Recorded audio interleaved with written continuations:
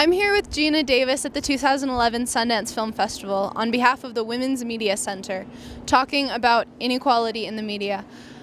Geena, I have to tell you, I have a younger brother and sister. They're twins, they're 2.5. Oh. And the film Stuart Little is on in our house every couple days. They absolutely love it. That's great. And that features a really strong woman character that you played. And I want to know what other parts you've played that you think are the best representations of what women characters ought to be. Well, I don't know that I've accomplished that, but I've certainly tried. I've really been mostly only interested in female characters that get to decide their own fate.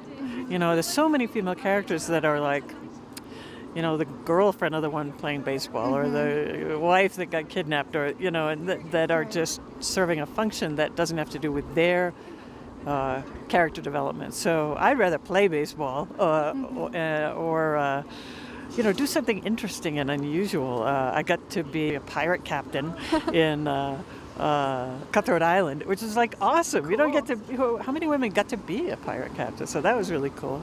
I really loved A League of Their Own, where it was really about women, and it seemed to really resonate with teenage girls, which was great.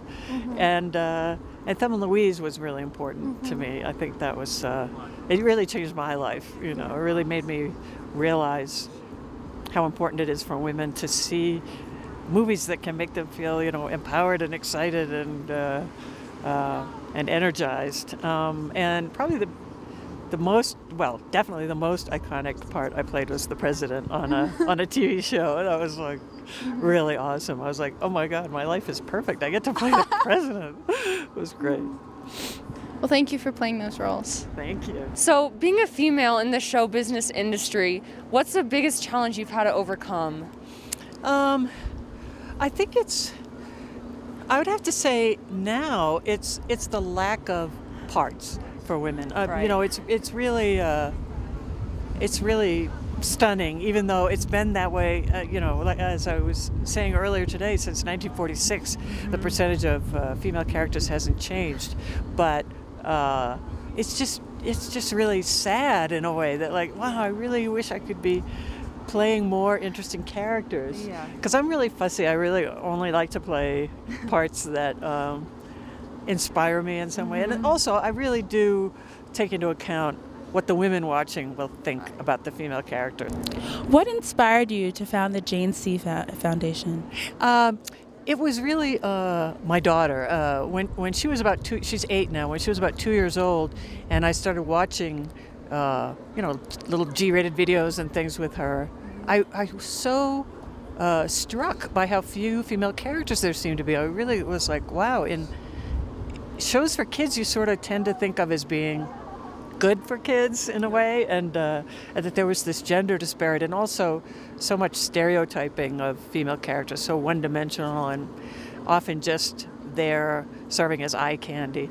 What I first did was just ask people about it in Hollywood. You know, why do you think this is that? And most of them would say, oh, I don't think that's true anymore.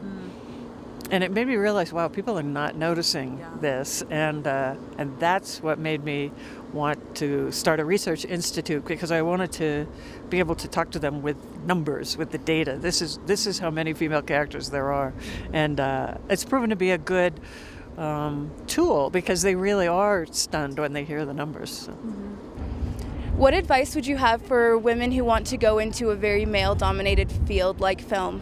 The film industry, just in and of itself, is very difficult for anybody to find jobs, and you know, it's a very, very difficult field. But I think you just need to keep your awareness around you and notice what is going on, instead of just, you know, blindly accepting things. Like, this is just a silly little anecdote, but when I did Stuart Little, there was a scene where little boys were having. Stuart was going to be in a boat race where they had remote control boats. And I was watching when they set up, and the assistant director was handing the remotes to little boys and then putting a girl behind the boy to like cheer him on. And I suddenly realized what was going on, and I said, hey, what do you think? Could you give half of the remotes to girls? And he was like, yeah. oh my God, yeah, why didn't I think of that? So it's just, it's a lot of awareness, and people being, just being able to see what's going on.